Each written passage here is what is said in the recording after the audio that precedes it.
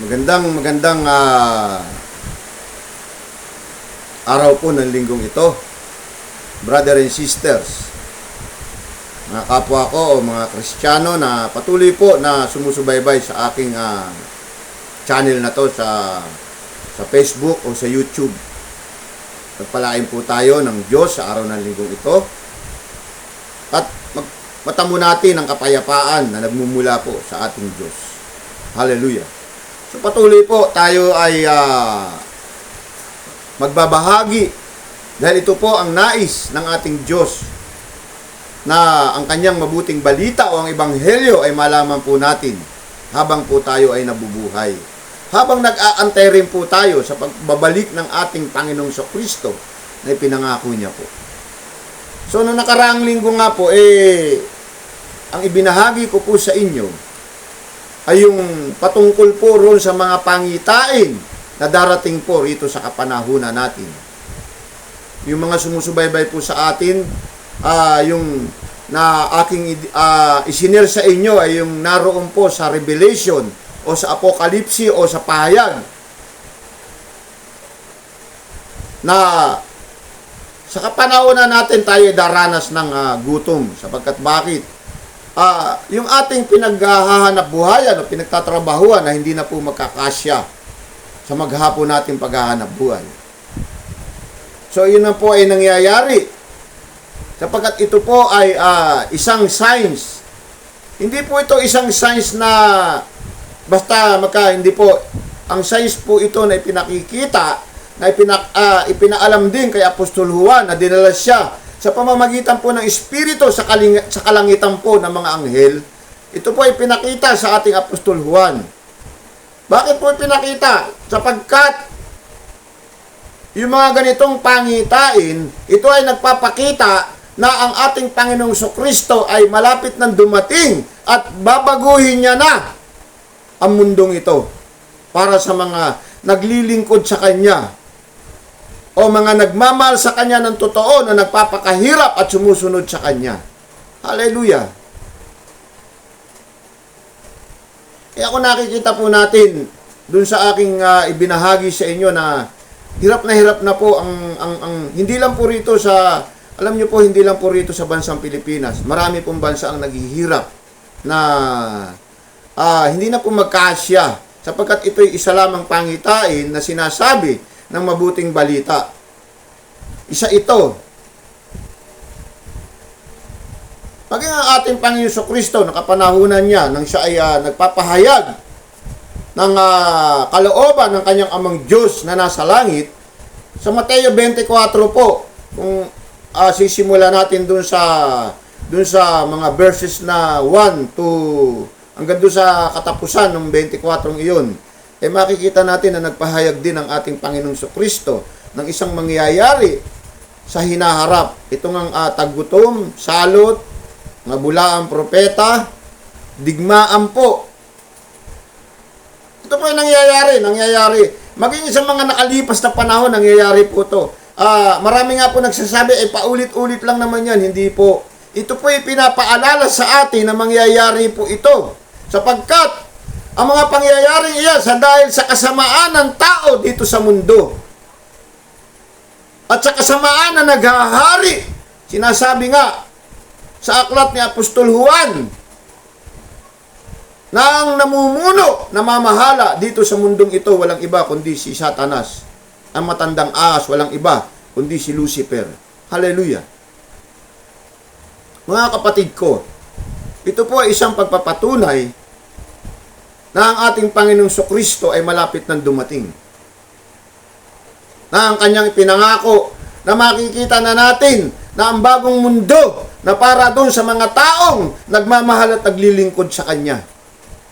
Hallelujah! Kaya kayong mga Kristiyano kayo, wag po kayong manawa. Wag po kayong manawa sa paglilingkod, sa pagpapahayag. Wag po tayong manawa na ang ating sarili ay ingatan natin na makita natin ang matuwid na daan para sa paglilingkod sa ating Panginoong Kristo. So ngayon po, ito po ay isang paalala lamang dun sa mga ibinahagi ko sa inyo, doon po sa pahayag o sa Revelation. So may karugtong po iyan. Magsisimula po tayo rito sa 13 at talatang 11 hanggang sa talatang 17 po. So babasahin ko po. Ito po ay pagpapatuloy sa pahayag. Pahayag din po ito o revelation. Ito po yung mga pangitain po na dapat po nating tandaan. Magiging kalakasan po ito ng mga Kristiyano na patuloy na naglilingkod sa ating Diyos. Marami pong mga Kristiyano ngayon na kaya po sila ay nanlalamig dahil sa ang mga pagtuturo po hindi maintindihan. Sabi nga ni Apostol Pablo, tigilan na natin ang nakaunang mga pagtuturo. Harapin na natin ngayon. Kanya hindi po nag-grow ang isang Kristiyano sapagkat ang itinuturo ay yung makalumang pagtuturo pa.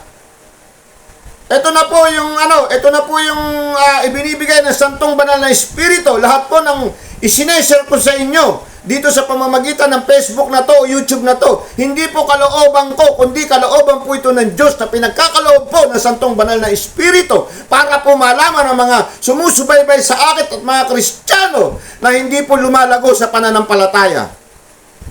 Hallelujah! Ako kaya po ako lumalago dahil ako po ay humihingi ng kaalaman sa ating Diyos at humihingi po ako ng paggabay ng Santong Banal na Espiritu. Ang pagpapahayag po ng salita ng Diyos, hindi po ito nanggagaling sa ating katalinuhan. Ito po ay kalooban ng Diyos. So ang karunungan po nito ay hindi manggagaling sa ating kundi karunungan din ng Diyos sapagkat ito'y kalooban ng Diyos para malaman po ng mga maraming nagpapahayag ng salita ng Diyos. Hindi po kinakailangan ng matalino po rito. Kung mababasa po natin ang istorya kung sino-sino ang mga hinirang na apostol ng ating Panginoong Kristo sa kapanahunan niya, ay walang mga pinag-aralan ng iba, kundi mga mangingisda lamang.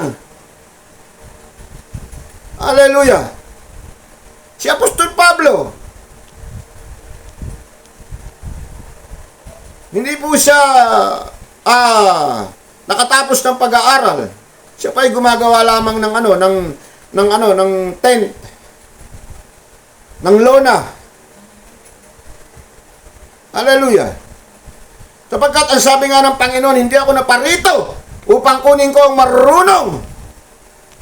Ako'y naparito upang kunin ko ang mga mangmang at ipahiya ang mga marunong. Kasi ang mga marunong po, sa totoo lang po, yan po ay sa katotohanan. Magalit na po kayo na magalit sa akin.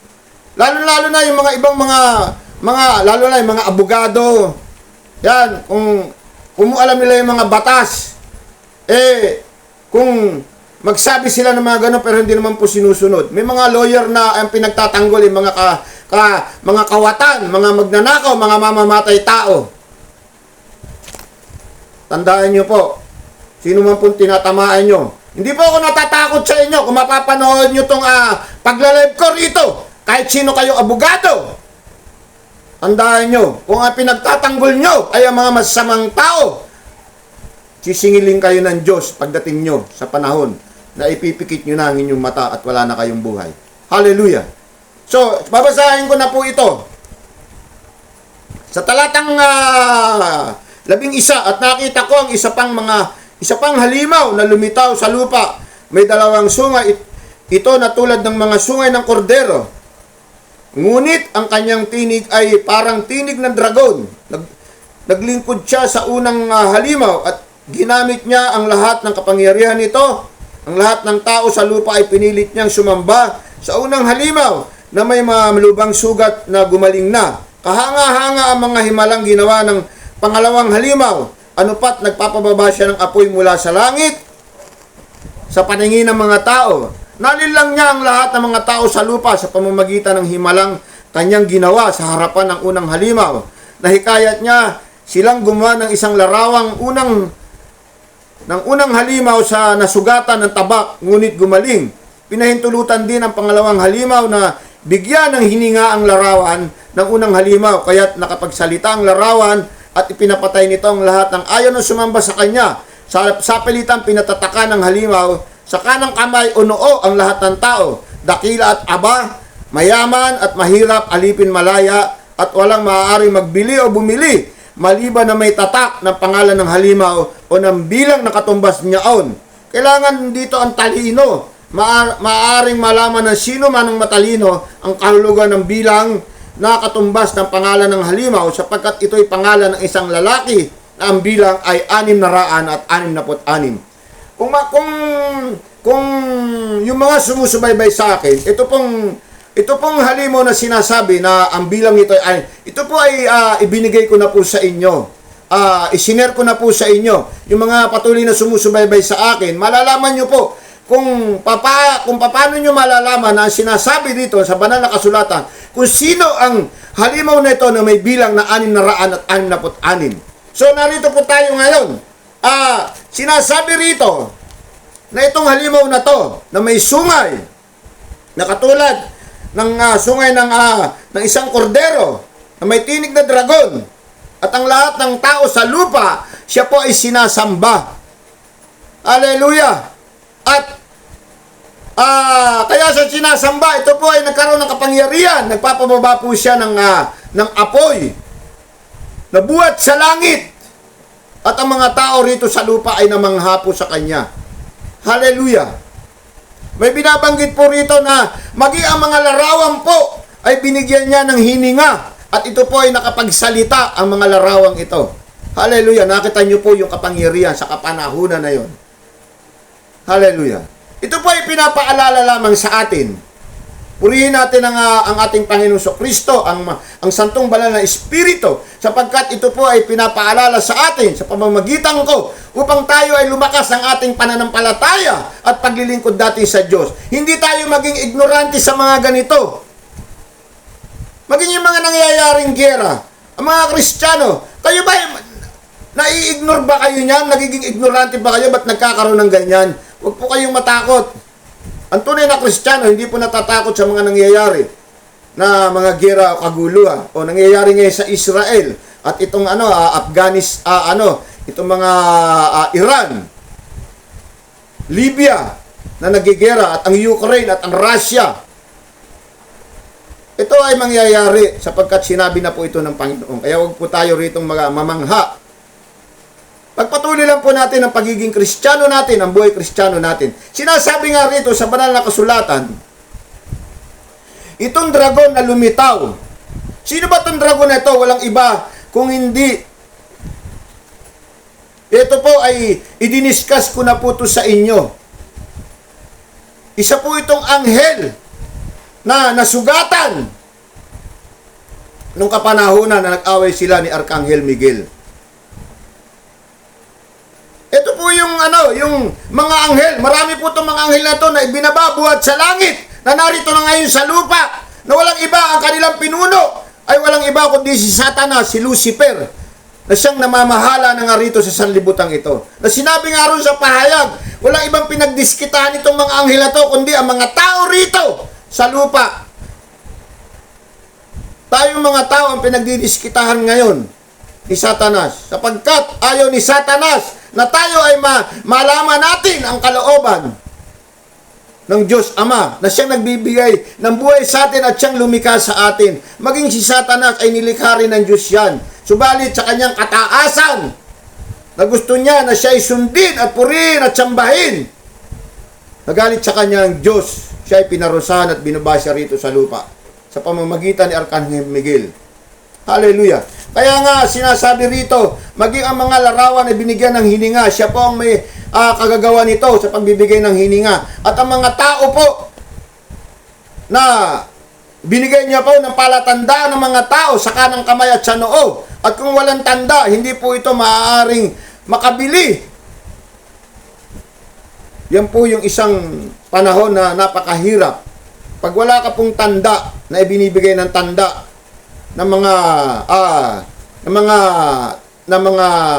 pamamahala nito, ng mga halimaw na ito, hindi ka po makabibili sa kapanahunan na yon. Paano po kung ang iyong pamilya ay malaki at may mga anak kang maliliit na nagugutom at wala kang tanda? Kanya mga Kristiyano, brother and sisters, ngayon pa lang, magsikap na tayo na ang ating pananampalataya ay lumakas. Hindi naman tayo pababayaan ng Diyos sapagkat iyang pangako niya. Hindi niya tayo pababayaan. Hallelujah. Hindi niya po tayo pababayaan. Lagi po natin tandaan, kung ang ibon na mas mahalaga tayo, at dahil tayo kawangis ng Diyos, hindi niya ginugutom, tayo pa kaya. Hallelujah. Darating itong panahong ito, na pangitain o signs na nakita ni Apostol Juan. Darating po ito. At ito po ay malapit na. Nangyayari na po yung iba.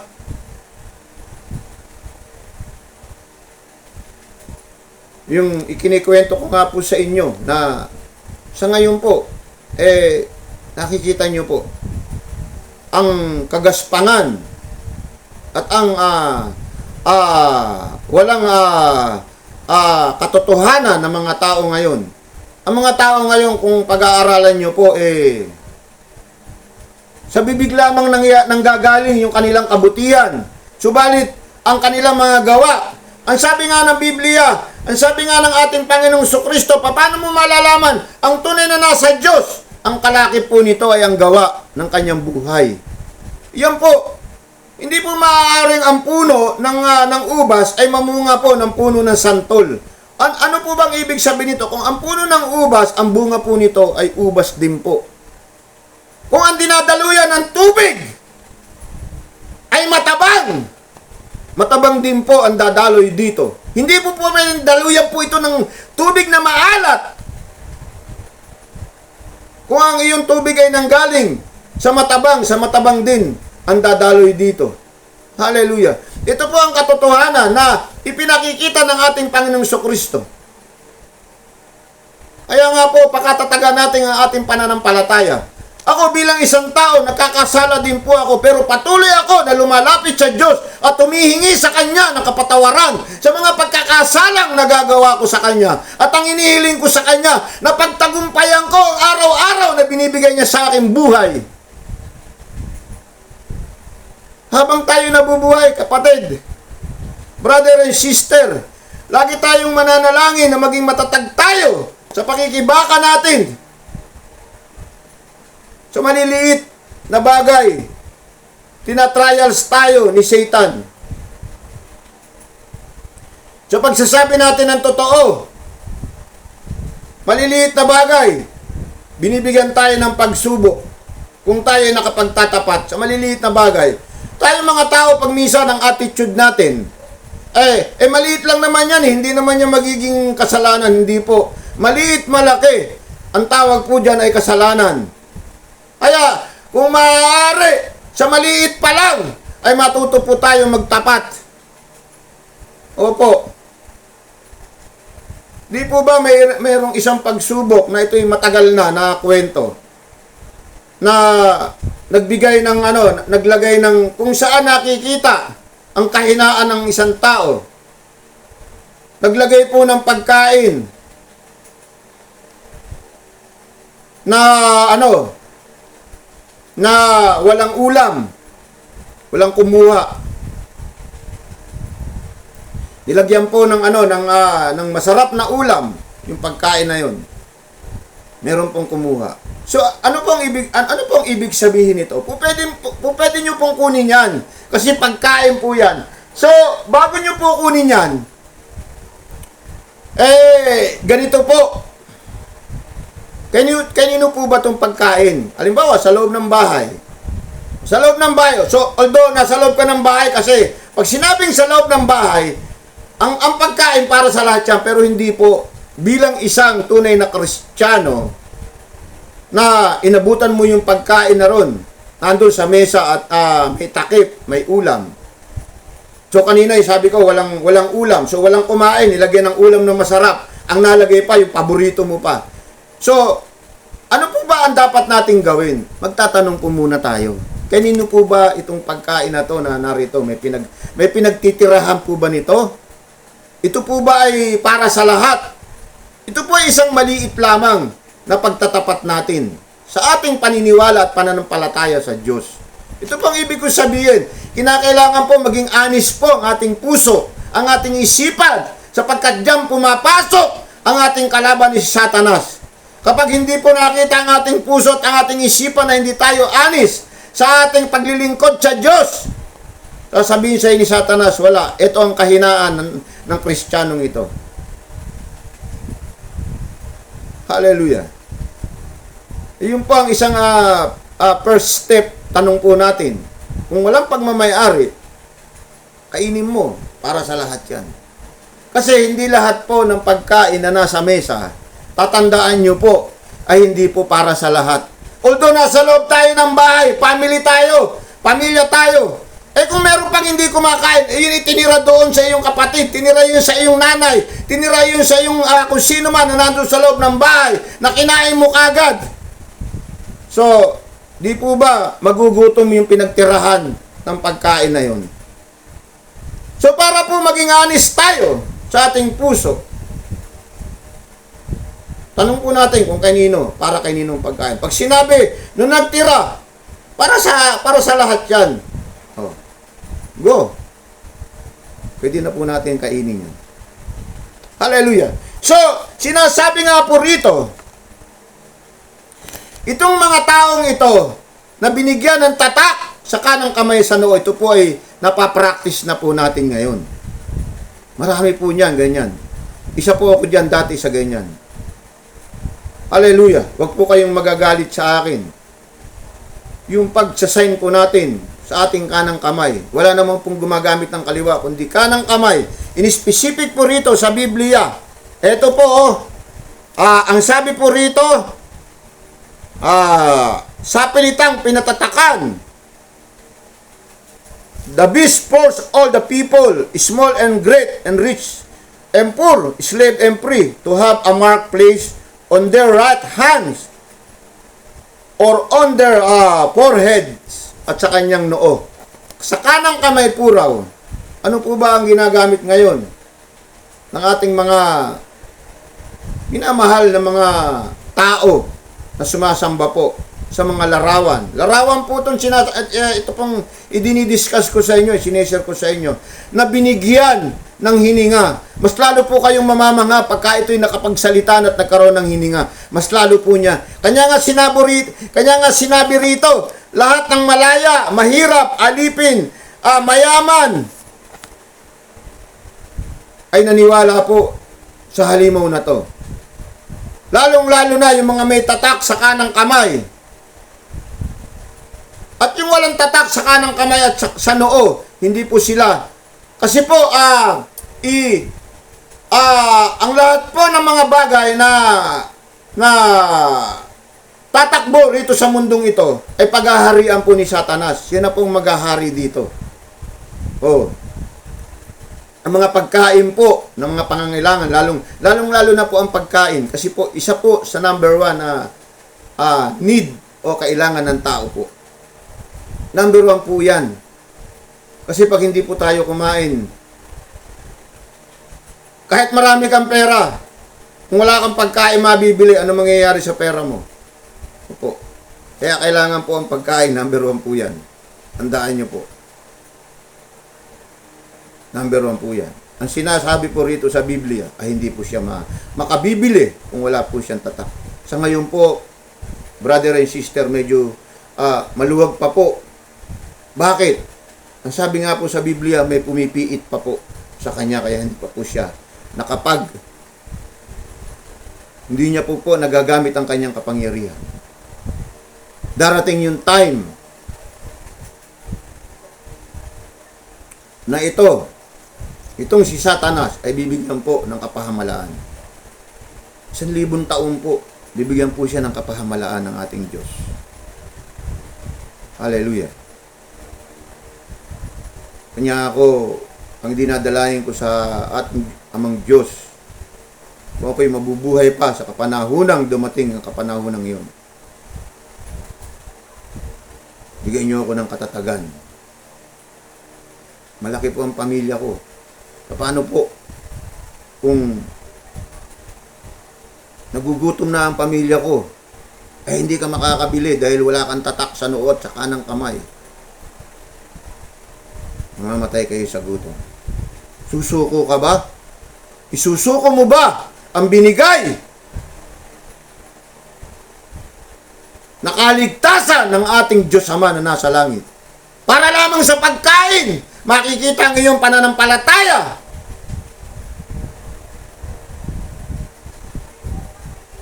Hallelujah. Meron po akong isang maiksi lang po ito kwento na ako umatin sa isang seminar sa Baguio po. Nung ako'y nag-aaral pa ng Bible School. Nag-aaral po ako nitong Biblia. Isa po ako naging representative sa Baguio.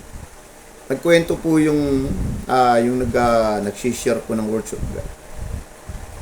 So, may katotohanan po ito.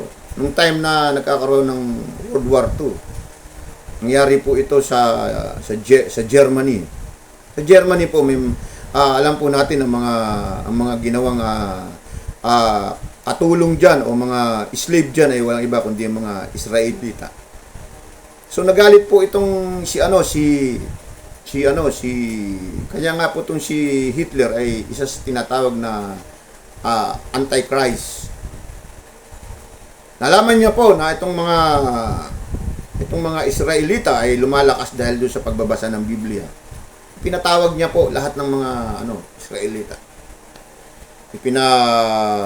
Surrender niya yung mga libro, yung Bible. Dahil kung itong Bibliang ito ay hindi mo isusurrender, ikaw ay ihilera ron at ikaw ay papatayin, ipapiring squad ka. So, ganun po magiging kahatulan sa'yo. So, meron pong isang bata na ayaw niya pong bitawan. Ayaw niya pong bitawan yung kanyang hawak-hawak na Biblia. Sinasabi nung isang gwardiya na German, akin na, at yan susunugin na po yung Biblia. Sabi niya, hindi po pwede. Kung ayaw mong ibigay yan, sige, humilera ka na ron. Humilera ka ron. Para ikaw ay, maparing squad. Alam po, ginawa ng bata. Kung siya na lang po mag-isa, humilera po siya ron. Hawak-hawak niya po yung banal na kasulatan o ang bagong tipan o ang luma. Basta ang ebanghelyo. Hawak-hawak niya po. Wala pa siyang sinabi, lumakad po siya ron sa harapan na kung saan siya ibabarilin. Hanggang sa mamatay siya, yakap-yakap na yung Biblia. So, ano pong ibig sabihin nito? Na binigay ko po na dito po natin makikita ang katatagan natin na pananampalataya. Pagdating nito, na isineshare ko sa inyo, na hindi maaaring makabili ang walang tatak sa noo at sa kanang kamay. Paano nga kung ang iyong pamilya ay malaki at nagugutom na? Isusuko mo ba? Pananalig mo sa Diyos na matagal mo nang hinahawakan at hindi ka naman pinababayaan ng Diyos. Hallelujah. Ito ay isang katanungan na iiwan ko sa inyo. Hallelujah. Maraming salamat po sa inyo. Patuloy po na yung pinakahuling verses po nito, itong 666, isinare ko na po ito sa inyo. Hanapin nyo po ron sa mga message ko po, doon sa mga pagbibigay ko po ng words of God, nandun po yan. Hallelujah. Ito po ay i-message ko na sa inyo. Ipinakilala ko sa inyo kung sino itong 666 na ito. So, maging matatag po ang ating pananampalataya, ang pagsunod natin sa ating Diyos. Sa totoo lang po, huwag po tayo magmahal sa mabubuting salita. Ipakita po natin, sabi ko nga po sa inyo, lakipan po natin ang gawa, sapagkat ang sabi ng Panginoong Kristo, paano natin malalaman ang tunay na nasa Diyos? Ang kanyang kalakip po ay ang paggawa. Maraming salamat po. Patuloy po ako si Brother Dolpo na ginagamit po sa kanyang ebanghelyo. Mag-message po kayo sa akin, mag-text o anuman kung nais nyo po na maunawaan ang hindi nyo maunawaan patungkol po rito sa banal na kasulatan. At gayon din po, lumapit po tayo kung meron kayong karamdaman na lumapit po tayo sa Diyos upang tayo ay magkaroon, makatanggap po tayo ng kagalingan. Kung walang kapayapaan ng ating sarili, ang ating buhay, ang ating pamilya, walang iba nagbibigay ng kapayapaan, kundi ang ating amang Diyos na nasa langit. Hallelujah! Maraming salamat po muli. Pagpalain po kayo at ang kapayapaan ay makamtam nyo sa araw na ito.